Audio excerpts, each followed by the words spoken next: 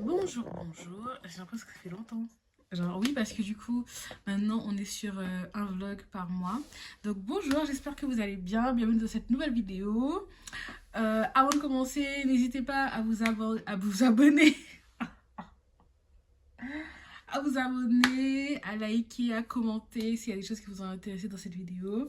Donc là, on se retrouve, on est le 6 août. On prend l'avion le 8, donc dans 48 heures. Même pas, parce que c'est le matin à 7 heures, donc dans moins de 48 heures.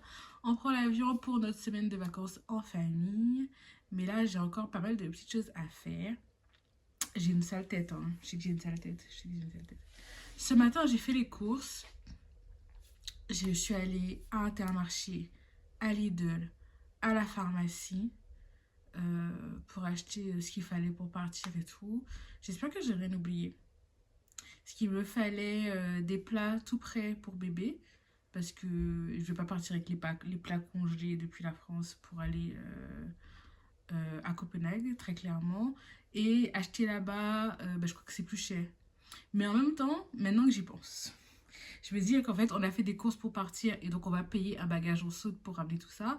Mais est-ce que si on avait fait les courses là-bas directement, vu le prix du bagage en saute, ça aurait été plus intéressant? Je crois que le prix du bagage, il est de 50 €. Et tout ce qu'on va ramener, non, je pense que ça vaut le coup. Je pense que ça vaut le coup finalement. Bref, donc des plats tout prêts. J'ai pris la marque Pommette parce que la marque Pommette, c'est la marque d'Intermarché. Donc c'est la marque d'Intermarché. Et en fait, je crois que j'en avais déjà parlé dans une autre vidéo, mais ils ont la meilleure composition en termes de produits pour les bébés. Il n'y a rien de, de superflu dans les plats. Donc, c'est-à-dire qu'il y a les légumes, s'il y a de la viande, il y a de la viande, de l'huile, de l'eau et tout. Mais il n'y a pas genre d'épaississant comme dans les trucs d'autres marques. Il n'y a pas d'épaississant, il n'y a pas de sucre ajouté, il n'y a pas de sel ajouté. Voilà, on est vraiment sur les ingrédients purs. Et donc, moi, c'est ce qui me convient parce que c'est comme ça que je cuisine pour mon fils. Et j'ai pas envie de lui introduire des choses qui sont inutiles. Alors, je me dis que déjà dans le lait artificiel, il y a plein de choses que je contrôle pas. Mais ça, je veux dire, il n'y a pas le choix. Mais à faire un choix entre les deux, bah, je choisis le truc où il y a le moins de choses artificielles. En sachant que c'est moins cher que les Nestlé, que les autres marques et tout, que je connais pas trop et tout, etc. Bref, je suis fatiguée. Je suis fatiguée. Là, je travaille encore. J'arrête de travailler jeudi soir. Et il n'y a rien qui se passe comme prévu. Moi, j'avais prévu de partir en vacances, d'être libérée, d'avancer sur des dossiers, etc. pour revenir et d'être tranquille. Mais il n'y a rien qui se passe comme prévu. Aucun de mes dossiers n'a avancé comme ça aurait dû avancer. Donc il reste moins de 24 heures, très clairement. Je ne sais pas s'il y aura un miracle demain pour que tout soit bouclé. Mais je pars quand même 3 semaines. C'est énorme, 3 semaines. Donc ça veut dire que si moi, j'ai pas fait ce travail-là, ben, mes clients, ils sont un peu, je vais dire, dans la merde parce que c'est pas la fin du monde. Mais c'est dommage. C'est vraiment dommage. Et je pense que j'ai fait tout ce que je pouvais faire. Mais c'est. Bref, je vais pas rentrer là-dedans. Je me suis déjà plaint au travail cette semaine. Je vais pas rentrer là-dedans.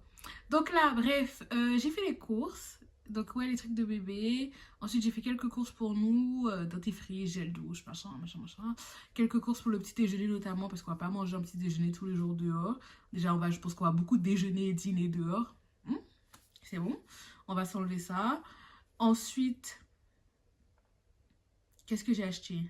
Une valise. On n'avait pas de valise. On n'a pas de grande valise. On n'a plus, elles sont toutes cassées, toutes jetées.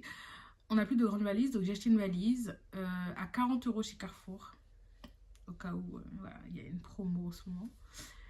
Et je crois que c'est tout. C'est tout ce que j'ai acheté. Ouais, je crois. Donc là, je fais des lessives, j'enchaîne les lessives. J'ai carrément, là j'ai une lessive qui vient de se terminer, mais j'ai pas de place pour l'étendre, très clairement. Donc je réfléchis à aller à la laverie pour sécher cette lessive-là. Parce qu'il y a 2 chemises dedans que je veux absolument porter. C'est mes chemises, j'ai une chemise bleue uni et une chemise à rayures bleues. Ce sont mes chemises confort, c'est-à-dire qu'en fait, elles sont oversize. C'est les chemises, voilà, tu mets, voilà.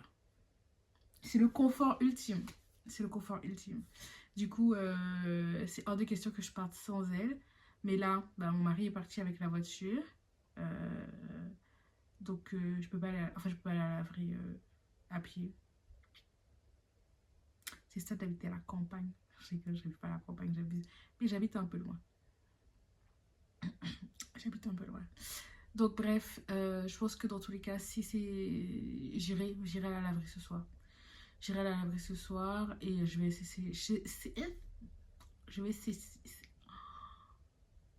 je vais sécher le linge à la laverie. Et ce soir, je pense qu'il y a une dernière machine qui va tourner.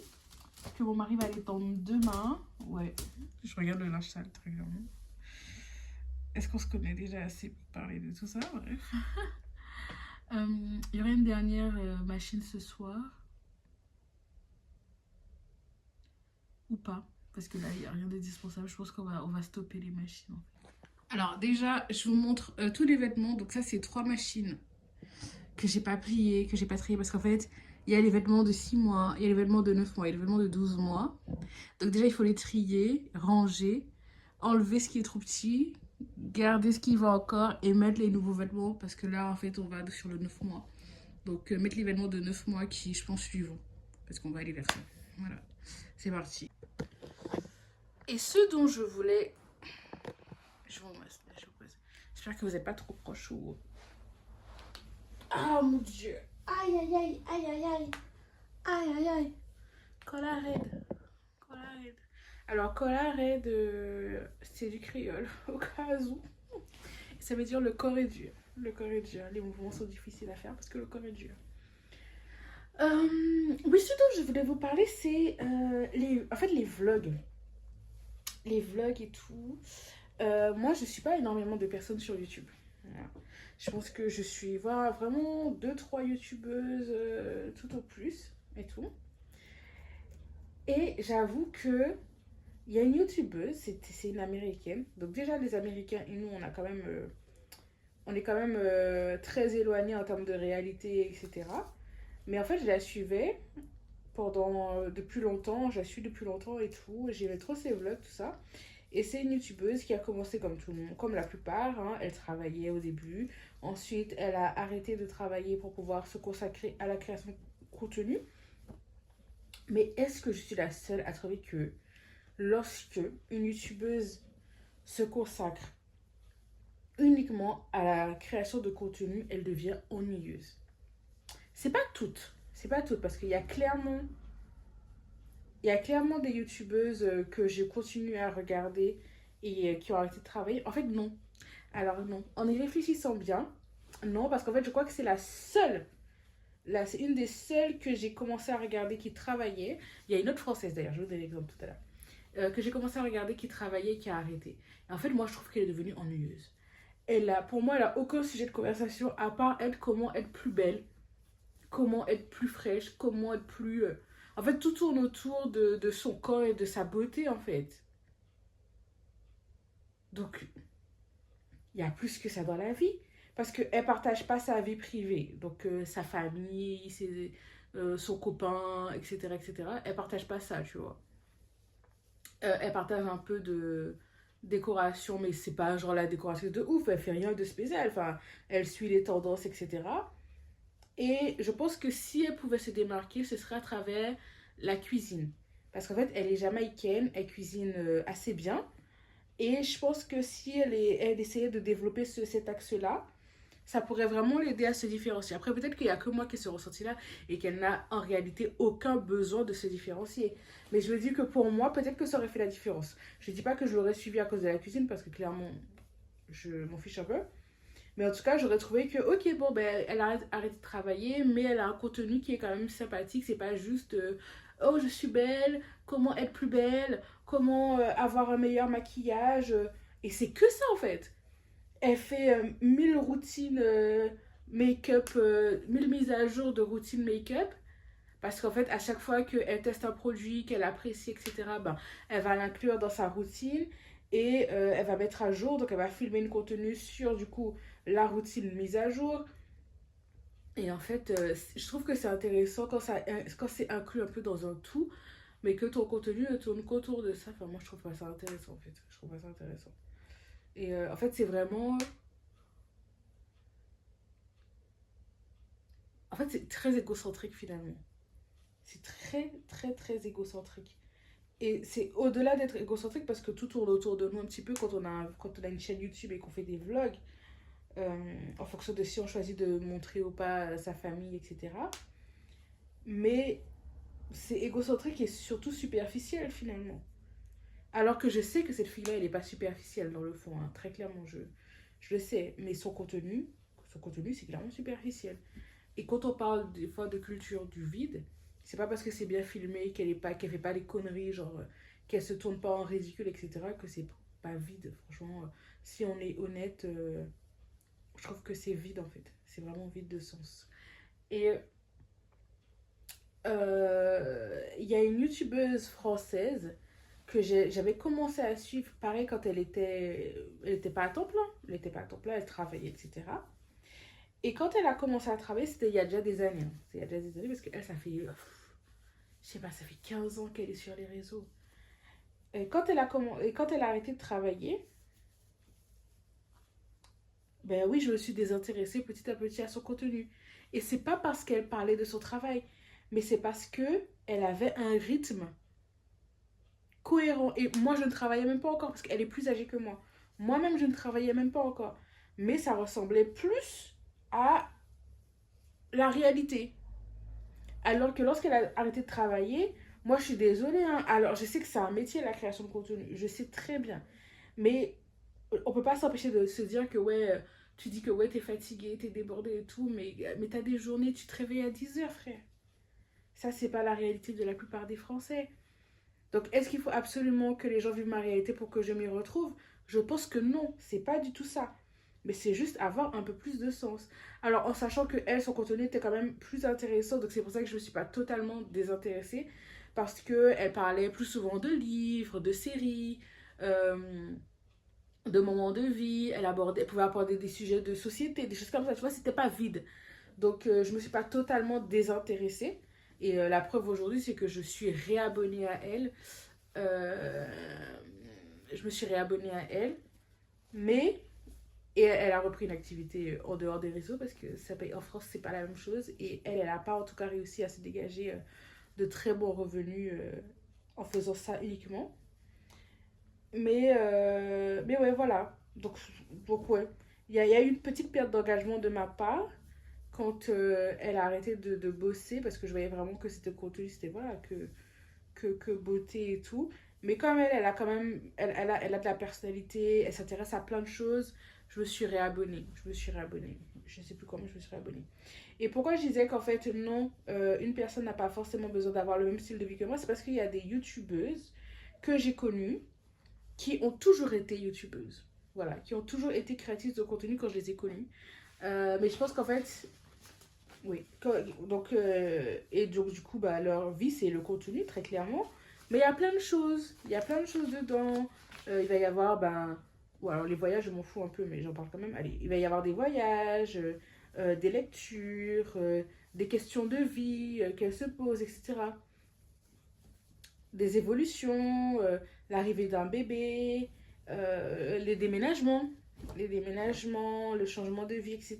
Oui, parce que oui, ça c'est. Je pense à une youtubeuse bien précise, hein, c'est pour ça que je dis ça. À une youtubeuse bien précise qui voyage beaucoup, elle s'installe dans d'autres pays, elle apprend de nouvelles langues. Donc en fait, ça tourne pas autour de oh, je suis jolie, je suis jolie.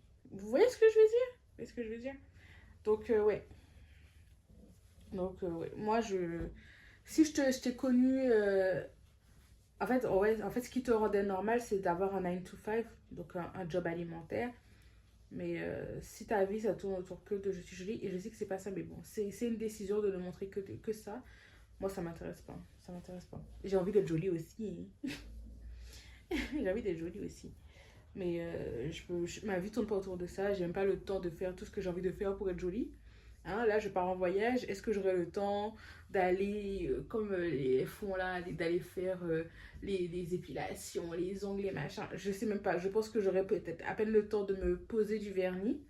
Je vais essayer de faire ça ce soir. Ou demain soir. Peut-être que demain soir, c'est mieux. Mais demain soir, si j'ai fini ma valise.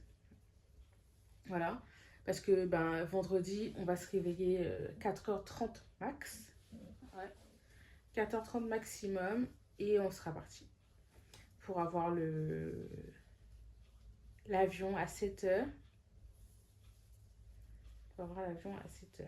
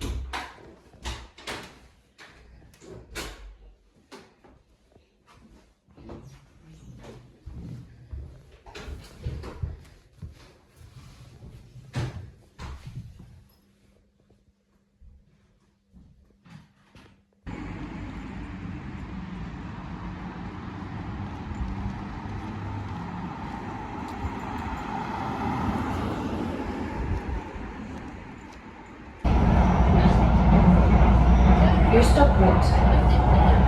På Østerport kan du skifte til M3, regionaltog og S-tog. Nous on investit dans les travaux. Donc ça fait une rente. En fait, toute ta vie, tu auras une entrée d'argent. Toute ta vie, tes petits-fils, c'est juste l'entretien du bien, quoi. Deux propositions qui sont sur la table. Donc nous on souhaitera avoir, en fonction de ces deux propositions-là, qui nous fasse une... Oui, oui, c'est bon, c'est bon. On sait que c'est cher. Je suis d'accord.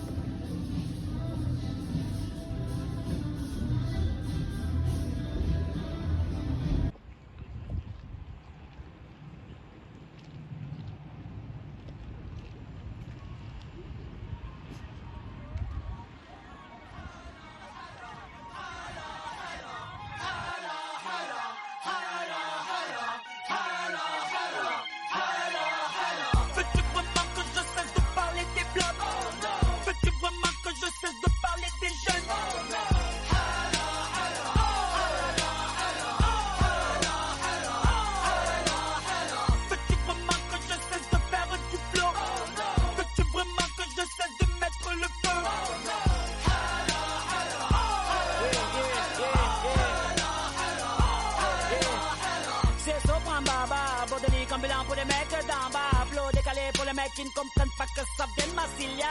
Dédicacé à la Tija, dédicacé à MINO et à la Micheléa. Qui t'a dit que les mecs des blocs n'étaient pas civilisés?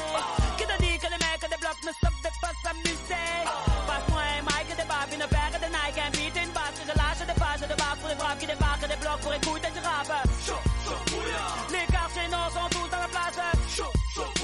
Les Marseillais prennent toute la place. Ils veulent du rap animal, MC normal que t'es mal.